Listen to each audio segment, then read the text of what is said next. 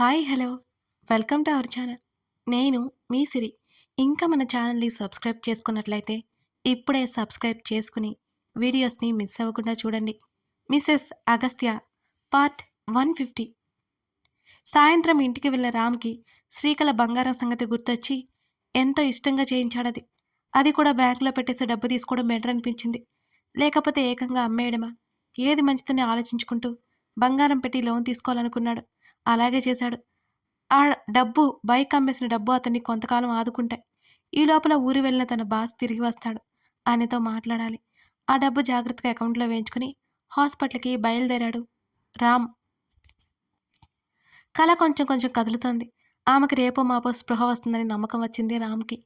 కానీ డాక్టర్ చెప్పిన దాని ప్రకారం తర్వాత ఎన్ని కాంప్లికేషన్స్ వస్తాయో అతను ఊహించలేదు. అతనికి ఆనంద్ గుర్తుకొచ్చాడు. సంవత్సరం పాటు నడవలేకపోయాడు ఆనంద్. శ్రీధ మరోసారి సర్జరీ చేయించింది. ఒక మగవాడిగా ఇలాంటి పరిస్థితి తనే తట్టుకోలేకపోతున్నాడు. కానీ శ్రీధ ఎలా తట్టుకుంది? ఉద్యోగం చేసుకుంటూ, తండ్రిని చూసుకుంటూ, ఒంటరిగా పోరాడుతూ అలా ఎలా నెట్టుకొచ్చిందో రామ్కి ఇప్పటికీ ఆశ్చర్యంగానే ఉంది. అతను ఎన్నిసార్లు సాయం చేస్తానో అన్న సున్నితంగా తిరస్కరించింది శ్రీధ. శ్రీధని క్షమాపణలు అడగాలనిపించింది. అయినా ముఖం చెల్లలేదు అతనికి. శ్రీధని డబ్బు అడగడానికి కూడా వెళ్ళకూడదు. ఆమె ముందు అతను తలెత్తుకోలేడు. ఎక్కడికి వెళ్ళిపోయావు? వచ్చి రాగానే షర్ట్ తీసేసి స్నానానికి సిద్ధమవుతున్న అగస్త్యని చూస్తూ అడిగింది శ్రీధ. చెప్పాను కదా నీ బాబు కానీ బాబు దగ్గరికి అని అన్నాడు. ఇంకోసారి అలా అన్నావంటే ఊరుకోను. ఆయన నా తండ్రే కాదు. శ్రీధ అలకగా అంది. సర్లే కానీ పడుకోలేదా? నిద్ర పట్టలేదు ఆమె గారంగా చెప్పింది. ఈడియట్, బుద్ధిగా ఉండలేదంటే చంపేస్తా అన్నాడు ఆమె వయ్యారాలు పోతుంటే. బలవంతంగా నవ్వాపుకుంది శ్రీధ. నేనేం చేశాను? హా? మరింత అమాయకంగా ముఖం పెట్టి మరీ అడిగింది. కన్నురెప్పలు టపటపలాడించింది. ఏం చేసావో ఫ్రెష్ అయి వచ్చాక చెప్తా అనగానే, ఓయ్ నువ్వంత వైల్డ్ డెసిషన్ తీసుకోకే అంటూ ముసుగేసుకుంది శ్రీధ. అతను ఉన్నాడని ధైర్యంతోనో తెలియకుండానే కాసేపటికి ఆమెకి నిద్ర పట్టేసింది. ఫ్రెష్ అయి వచ్చిన అతనికి నిద్రపోతూ కనిపించింది శ్రీధ. ఆమె భయాలు ఏంటో అతనికి క్లియర్గా దూరమైపోయాయి. ఇన్ని రోజులు ఆమె ఎంత నరకం అనుభవించిందో అతనికి తెలుసు. ముందుకు వంగి ఆమె నుదుటి మీద ముద్దు పెట్టుకుని కొన్ని క్షణాల పాటు ఆమెనే చూస్తుండిపోయాడు అగస్త్య. మరింత అపురూపంగా అలాగే చూస్తూ ఆమె చెంప మీద మరొక ముద్దు ఇచ్చి దూరం జరిగాడు. మరోవైపు మరునాడు ఉదయం అగస్త్యతో పాటు బయలుదేరింది శ్రీధ. అతను వద్దన్న తనే వస్తానని పట్టుబట్టి వెళ్ళింది. ఎక్కడికి వెళ్తున్నాం మనం అని అడిగింది. డేవిడ్ విల్లాకి. అతనికి ఇక్కడ విల్లా కూడా ఉందా? ఆశ్చర్యంతో కళ్ళు తేలేసింది శ్రీధ. పెదవి విరిచి భుజాలు కదిలించాడు అగస్త్య. తన వెనక ఉన్న ముందు ఉన్న సెక్యూరిటీని చూస్తూ, వీళ్ళంతా నువ్వు అపాయింట్ చేశావా ఆమె అడగగానే, సగం మనవాళ్ళు సగం డేవిడ్ మనుషులు ఉన్నారు అని అన్నాడు అతను. ఓహో అని ఊరుకుంది శ్రీధ. డేవిడ్ విల్లాకి తీసుకువెళ్ళాడు అగస్త్య. మరోవైపు అగస్త్యని ఫాలో అవుతున్నారు సూరజ్ మనుషులు. అయినా సరే వాళ్ళకి మనోహర్ జాడ కనిపించనే లేదు. ఆ ఇల్లు చూస్తూ దొంగ సొమ్ము పెట్టే కట్టుంటాడు ఇదంతా అనుకుంటూ అగస్త్యతో పాటే అడుగులు వేసింది శ్రీధ. సరాసరి హాల్లోకి వెళ్ళి కూర్చున్నారు ఇద్దరు. వాళ్ళు వచ్చిన విషయం తెలిసి డేవిడ్ వచ్చాడు. ఇద్దరికి బ్రేక్ఫాస్ట్కి ఇన్వైట్ చేశాడు. తినేసి వచ్చామని చెప్పారు. వాళ్ళిద్దరూ మనోహర్ గురించి మాట్లాడుకుంటుంటే శ్రీధ మౌనంగా ఉంది. చంపేయండి బాస్ అతన్ని అన్నాడు డేవిడ్ కూల్గా. అయితే నిన్ను కూడా చంపేయాలి కదా టక్కున చెప్పింది శ్రీధ. నన్నా ఎందుకు అన్నాడు. డేవిడ్ అయోమయంగా చూశాడు. నువ్వు కూడా ఒకప్పుడు ఇలాగే నన్ను తీసుకెళ్ళావు. ఇంకా దారుణంగా ట్రీట్ చేశావు. అప్పుడే మర్చిపోయావా? శ్రీధ కోపంగా చూసింది డేవిడ్ వంక. నేను అలా చేయలేదు. ఆ రెహమాన్ గాడు చేశాడు అని అన్నాడు. నీకంటే ఆ మనోహర్ 1000 రెట్లు నయం. నాకు ఇబ్బంది కలగకుండా చూశాడు. శ్రీధ దెప్పి పొడిచింది డేవిడ్ని. అయినా వాడు ఎక్కడున్నాడు? ఎప్పుడో చచ్చాడు కదా. చచ్చినవాడి గురించి మనకెందుకు? డేవిడ్ మాటలకి అదిరిపడింది శ్రీధ. ఏంటి, మనోహర్ని చంపేశారా? గట్టిగా అరుస్తూ అగస్త్య వైపు తల తిప్పి చూసింది. మనోహర్ని కాదు, రెహమాన్ని.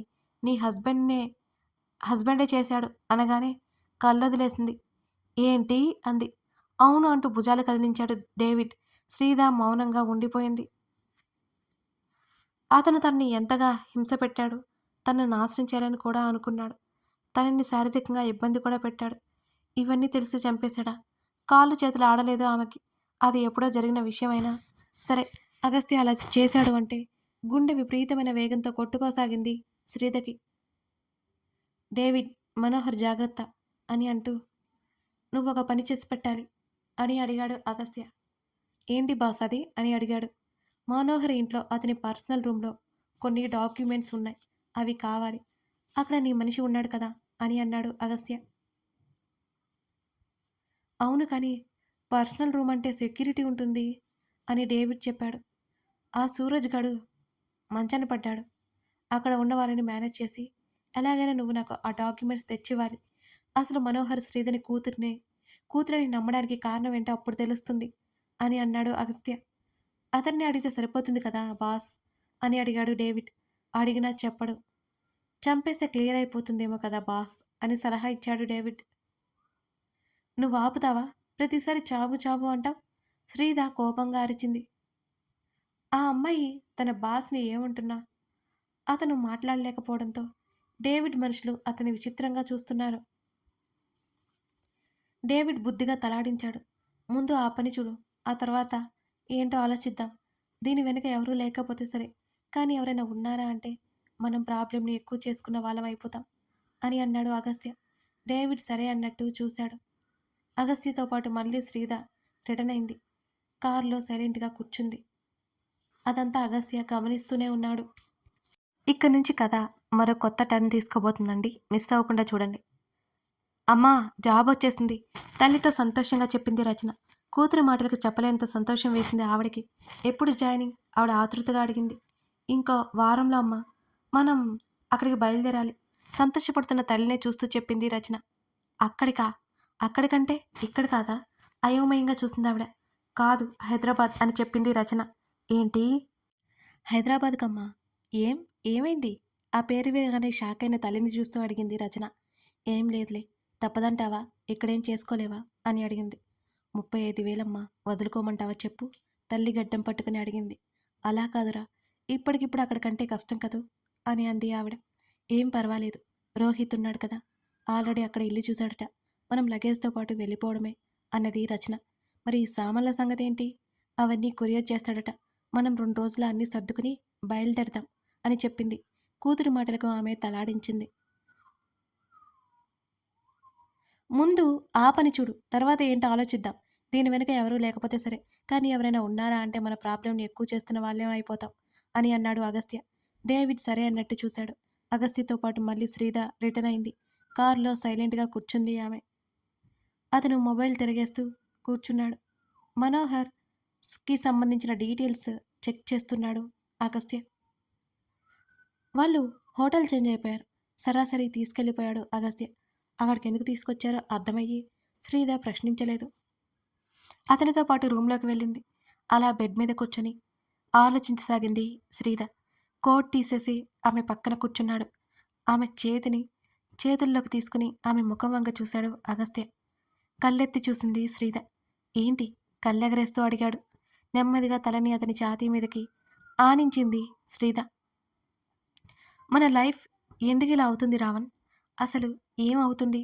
మన మధ్య దూరం ఏంటి? మన వాళ్ళకి ప్రమాదం ఏంటి? అసలు ఎందుకిలా మనకే? ఆమె స్వరం లోతుగా వచ్చింది ఆ క్షణం. ఆమె తల మీద చేయి వేసి ఇంకాస్త తన వైపుగా తీసుకుంటూ, కష్టం వచ్చిన ప్రతి ఒక్కడు ఇదే అనుకుంటాడు సెనోరిటా. నాకు మాత్రమే ఎందుకిలా జరుగుతుంది అనుకుంటాడు అని ప్రతి ఒక్కడూ అనుకుంటాడు. కానీ ప్రతి ఒక్కరికి కష్టాలు వస్తాయని ఆ క్షణం గుర్తు ఉండదు, అంతే. నేను చూసుకుంటాను కదా అనగానే అతని చుట్టూ చేతులు వేసి అలాగే ఉండిపోయింది శ్రీధ. నువ్వు చూసుకుంటావని నాకు తెలుసు అని. నిజంగా చంపేశావా నా కోసం అని కళ్ళెత్తి చూసింది. అతను అవును అన్నట్టు నిలువుగా తల పంకించాడు. ప్రాణాలు తీయకూడదు కదా? ఆమె బేలగా చూసింది. దుర్మార్గుల్ని చంపడం వల్ల భూమికి భారం తగ్గుతుంది తప్ప నష్టం లేదు. వాడేం నీతిమంతుడు కాదులే. నీలాగా వాడి వల్ల ఇబ్బంది పడిన వాళ్ళు బోలెడు. చెప్తుండగానే అతని ముఖం అదోలా మారిపోయింది. రేపు సూరజ్ పరిస్థితి కూడా ఇదేనా అనిపించింది శ్రీధకి. అతని చొక్కా కాలర్ మరింత గట్టిగా పట్టుకుంది శ్రీధ. ప్రాణాల జోలికి వద్దు ప్లీజ్. ఆమె గొంతులో భయం తెలుస్తుంటే సరే అని అన్నాడు అగస్త్య. బుద్ధి చెప్పు వాళ్ళకి చాలు. నన్ను చంపేయాలని అనుకున్న వాడికి కూడానా? అనగానే ఆమె కళ్ళెత్తి ఆశ్చర్యంగా చూసింది. సూరజ్ నన్ను చంపాలి అనుకుంటున్నాడని నువ్వే చెప్పావు కదా! చెప్పావా? ఏం చేయమంటావు చెప్పు? అని ఆమె చెంప మీద చెయ్యేసి ఆమె కళ్ళలోకి సూటిగా చూస్తూ అడిగాడు. ఆమె చెప్పలేకపోయింది. సూరజ్‌ని ఆమెకి చంపేయాలనిపించింది. ఒక ప్రాణాన్ని తీయడానికి మనం ఎవరు అని కూడా అనిపిస్తోంది. నో, చావు రుచి చూపించు కానీ చంపొద్దు. ఆ పాపం మనకొద్దు. మనకి కూతురు ఉంది. మనం పొరపాటు చేసినా రేపు దానికి శాపంలా మారుతుంది. శ్రీద ఎంత భయపడుతుందో అర్థమవుతుంటే ఆమె వీపు మీద చెయ్యి వేసి నెమ్మదిగా తడుతూ, ఎలా కనిపిస్తున్నా నీకు నేను? హత్యలు చేసేవాళ్ళలా కనిపిస్తున్నానా? అని అడిగాడు అగస్త్య. నువ్వు ఆలోచిస్తావని నాకు తెలుసు రావణ్, కానీ ఆవేశంలో అంటూ శ్రీద నసిగింది. ఎవరి దగ్గర ఎలా ఉండాలో, ఎవరిని ఎక్కడ ఉంచాలో, ఎవరికి ఎటువంటి సన్మానం చేయాలో నాకు బాగా తెలుసు సెనోరిట. నువ్వేం టెన్షన్ పడకు. ఆమె తల మీద ముద్దు పెట్టుకున్నాడు అగస్త్య. అవికి కాల్ చెయ్, మాట్లాడాలి అని ఉంది. పూర్తిగా అతని మీద నమ్మకం ఉంచి ఆ విషయాన్ని అక్కడే వదిలేసింది శ్రీద. సూరజ్ లేచి నడుస్తున్నాడు. అయినా సరే బాడీలో ఉన్న పెయిన్ కవర్ చేసుకుంటున్నాడు. అప్పటికే తన మావయ్య కోసం వేట మొదలైంది. అప్పటి వరకు మనోహర్ని కిడ్నాప్ చేసిన న్యూస్ బయటికి రాలేదు. రానివ్వలేదు సూరజ్. ఒక్కసారిగా ఆ పేర్లు పడిపోతే నష్టం వస్తుంది. షేర్లన్నీ కింద పడిపోతాయి. అందుకే చాలా జాగ్రత్తగా మేనేజ్ చేస్తున్నాడు. అతను చదువుకున్నవాడు, తెలివైనవాడు, కానీ అతని బుద్ధి మాత్రం వంకరే. సూరజ్ బయట తిరగడం మొదలైంది. అదే అతనుగా డేవిడ్ మనిషి ఆ ఇంట్లోకి ఎంటర్ అయ్యాడు. ఆల్రెడీ అక్కడ మరో అతను ఉన్నాడు. ఇద్దరూ కలిసి మనోహర్ గదిలోకి వెళ్ళి ఎవరికీ తెలియకుండా జొరబడ్డారు. సీసీ కెమెరా రికార్డ్ అవుతాయని తెలిసిన ఆలోపే వాళ్ళు ఆ డాక్యుమెంట్స్ తీసుకొని వెళ్ళిపోవాలని అక్కడి నుంచి డిసైడ్ అయిపోయారు. సూరజ్ వచ్చేలోపు ఆ పని కానించి ఆ పేపర్లు డేవిడ్ చేతిలో పెట్టారు. అగస్త్యకి డీటెయిల్స్ పంపించాడు డేవిడ్. డిఎన్ఏ రిపోర్ట్స్ ఉండడంతో అగస్త్య ఊపిరి పీల్చుకున్నాడు. హాస్పిటల్ని ఆ డాక్టర్ని ఎంక్వైరీ చేయించాడు. అప్పుడు అర్థమైంది అతనికి అవన్నీ ఫేక్ డీటెయిల్స్ అని. వెంటనే ఆ డాక్టర్ 10 నిమిషాల్లో అగస్త్య ముందు ఉన్నాడు. ఎవరు చేయించారు నీతో? ఆ రిపోర్ట్ డాక్టర్ ముందు విసిరాడు అగస్త్య. అసలు మీరెవరనుకుని ఎవరిని తీసుకొచ్చారు? ఈ రిపోర్ట్స్ మా హాస్పిటల్ నుంచే బయటికి వచ్చే కానీ ఎందరో వస్తుంటారు కదా అంటుండగానే అతని దవడ పగిలి రక్తం కారసాగింది ఒక్కసారిగా. వెర్రికేక పెట్టి చెంప మీద చేయి పెట్టుకుని భయంగా చూశాడు ఆ డాక్టర్. ఎంతమంది వచ్చినా మనోహర్ నీకు తెలియకుండా ఉంటాడా? నీకేం తెలియకుండానే ఫేక్ రిజల్ట్స్ పంపిస్తావా? అని అగస్త్య ఆవేశంగా అరిచాడు. అతనికి నిజం చెప్పక తప్పలేదిక. గన్ పట్టుకుని ఉన్న డేవిడ్ని చూడగానే కాస్త భయం పెరిగిపోయింది. అగస్త్యకి డేవిడ్ గన్ విసరగానే ప్రాణం పోయినంత పనైపోయింది. అవును, అవి ఫేక్ అని ఆ డాక్టర్ గట్టిగా అన్నాడు. ఎందుకు చేశావు? ఎవరు చేయించారు? అలా రౌండ్గా తిప్పుతూ గన్నుని అడుగుతూ ఉంటే ఆ తుపాకీ తిరుగుడికి అతని కళ్ళు తిరిగిపోతున్నాయి. మనోహర్ గారి మనిషి నన్ను చంపేస్తాని బెదిరించాడు, తప్పలేదు అని అన్నాడు ప్రాణభయంతో అతను వణికిపోతూ. ఎవడాడు? అన్నాడు అగస్త్య. మనోహర్ గారి చీఫ్ సెక్యూరిటీ ఆఫీసర్ అని అన్నాడు ఆ వ్యక్తి. ఇంకా మరికొన్ని విషయాలు అడిగి అతని ద్వారా ఉపయోగం లేదనిపించింది అగస్త్యకి. లాగిపెట్టి ఒక్కడిచ్చాడు. చెంప, దవడలు, పళ్ళు కూడా రాలిపోయాయి. ఆ విషయం బయటికి వస్తే ప్రాణాలు పోతాయని బెదిరించి వదిలేశారు ఆ డాక్టర్ని. ఉదయం నుంచి అగస్త్య లేడు. శ్రీధకి చాలా విసుగ్గా తోచినా అతని కష్టం గుర్తొచ్చి అతన్ని డిస్టర్బ్ చేయలేదు. తన ఫోన్ కోసం వెతికి అది బ్యాగ్లో కనిపించగానే బయటికి తీసింది. తను ఎన్నో రోజులుగా యూజ్ చేయలేదు కాబట్టి స్విచ్ ఆఫ్ అయిపోయింది తన పాత ఫోను. ఛార్జ్ పెట్టేసి మరో అరగంట గడిపేసి మొబైల్ తీసుకు చూసింది. విన్నీ ఫోన్ కాల్స్, తన తండ్రి ఫోన్ కాల్స్, ఇంకా బోల్డన్ని కాల్స్ ఉన్నాయి. ఒకచోట ఆమె కళ్ళు ఆగిపోయాయి. రామ్ నెంబర్లా ఉంది అనుకుంటూ ఆమె పరీక్షగా చూసింది. అవునా కాదా అనే సందేహం. వెంటనే జేమ్స్కి కాల్ చేసి ఆ నెంబర్ పంపించింది. డీటెయిల్స్ కనుక్కోమని చెప్పింది. పావుగంటలో జేమ్స్ డీటెయిల్స్ పంపించాడు శ్రీధకి. అది రామ్ మొబైల్ నంబర్. ఎన్నో ఏళ్లుగా వాడుతున్నాడు. రామ్ తనకెందుకు కాల్ చేశాడు? అతను తనకి కాల్ చేయక 3, 4 ఏళ్ళైపోయింది. ఇప్పుడెందుకు సడన్‌గా కాల్ చేసినట్టు? అంతేకాదు, శ్రీకళ నెంబర్ నుంచి మిస్డ్ కాల్ కూడా ఉంది. అయినా సరే ఆమెకి కాల్ చేయాలని అస్సలు అనిపించలేదు. ఇప్పుడే సమస్యలో మునిగిపోయి ఉన్న తను మరో కొత్త సమస్య తెచ్చుకోవాలి అనుకోవట్లేదు శ్రీధ. అగస్త్యకి కూడా చెప్పాలి అనుకోలేదు. ఆ విషయం అక్కడితో వదిలేసింది శ్రీధ. చందన ఇప్పుడు బాగానే నడుస్తూ తన పని తను చేసుకుంటోంది. అవంతి అప్పుడప్పుడు ఎత్తుకోమని మారం చేస్తున్న బరువులు ఎత్తొద్దు అనే డాక్టర్ మాటలకి ఏదో ఒకటి చెప్పి అవంతిని ఆడిస్తోంది. బామ్మతో పాటు అనురాధకు కూడా అక్కడే ఉంది. శ్రీధ క్షేమంగా ఉందని నిశ్చింత అందరిలో ఉందిప్పుడు.